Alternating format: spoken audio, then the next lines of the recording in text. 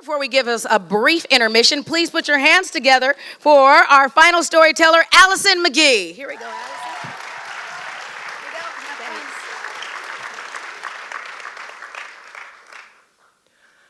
A lot of things spooked me out when I was a kid, but few more so than Big Red.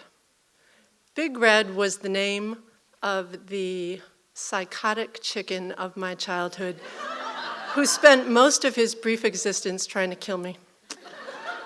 I was a scrawny little 9-year-old growing up in far upstate New York, and Big Red was the lone rooster in the flock of 4-H chickens that were my sole responsibility.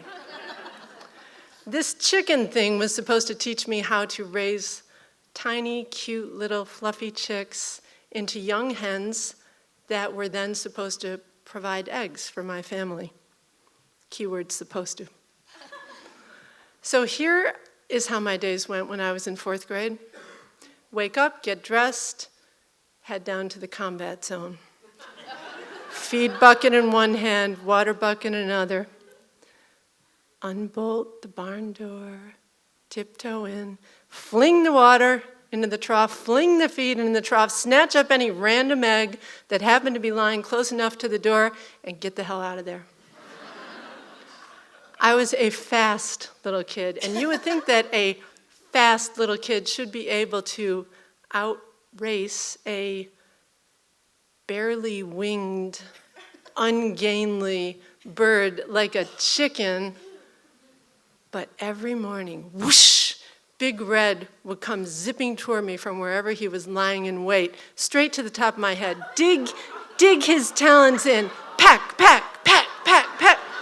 Well, I tried to scrape that creature off me and beat it for the door.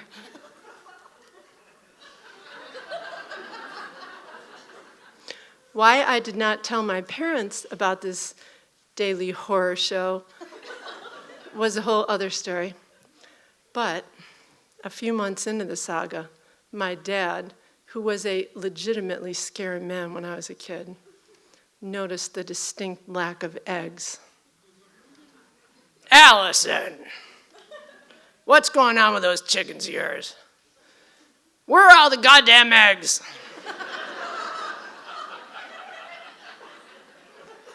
Well, little Allison had no idea where all the goddamn eggs were. Allison had bigger things on her mind, such as, would the scalp wounds have clotted by the time the school bus pulled up?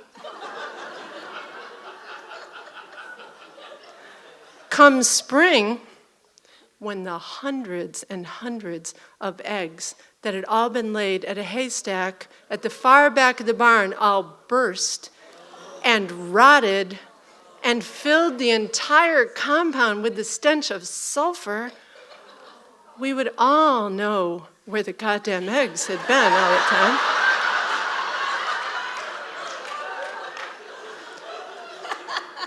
But the curtain had yet to rise on that opera.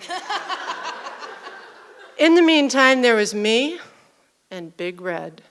We were engaged in a primal dance of fear, loathing, and death. And it was not at all clear who would emerge the victor until the day when I tiptoed into the barn to behold my chickens lying supine on the broken cement floor. I would later learn that a weasel had slunk in the middle of the night, slit their throats, drunk their blood, left them there to die. Pastoral country life. But I didn't know that then. All I knew was that I was 9 years old. I had failed at the most basic task of raising a flock of chickens, which was to keep them alive.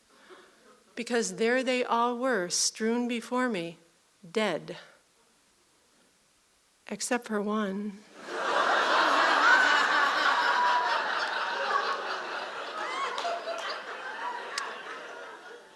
Big Red lay on his side, beady eye blinking up at me. For the first time, I saw him for what he actually was. 6 pounds of feathers and flesh, a living creature like me, who, like me, just wanted to keep on living, but he wasn't going to.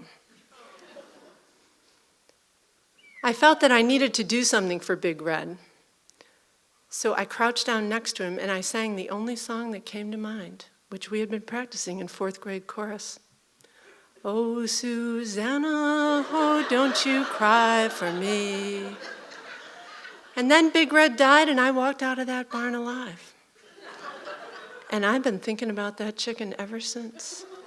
I've been thinking about how afraid of him I was, how I genuinely believed he wanted to kill me, but more than anything, I've been thinking about what I realized at age 9 in an instant, crouching down on that broken cement floor next to that broken chicken, which was that it doesn't matter how much someone hates you or loves you, because one minute you are full of life, you're full of power and glee or murderous intent.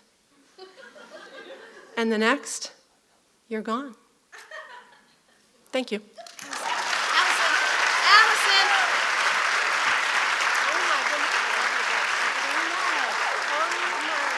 No problem.